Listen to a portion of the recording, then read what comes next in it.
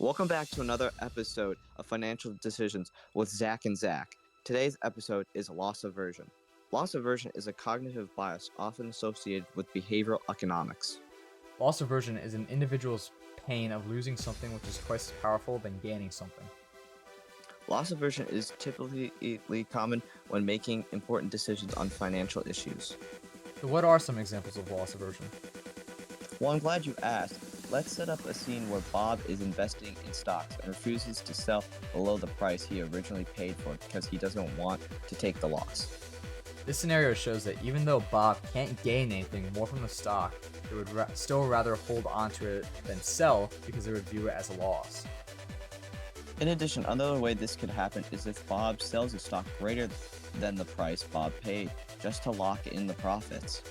This shows Bob would rather sell now rather than waiting for it to increase because he is scared of losing its value and becoming a loss.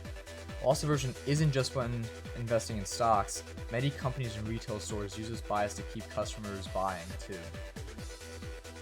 Trial periods and rebates exploit our tendency to opt into presumed free service.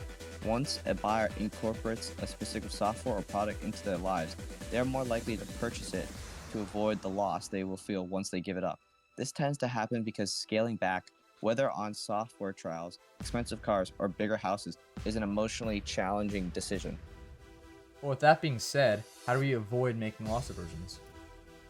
There are actually two main strategies we can use to fight back against this bias: framing and putting loss into perspective.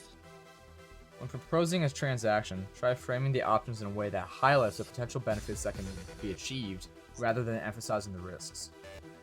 In addition, a simple way to tackle loss aversion is to ask yourself what the worst outcome would be if the course of action was taken. Usually this helps us put loss and the strong associated feelings with it into perspective. This way, we can get over our fears and better rationalize if it is worth making a decision or not. Now that you understand what loss aversion is, some real-life examples of how it works, you will now be able to better make financial decisions using methods like framing and putting loss into perspective.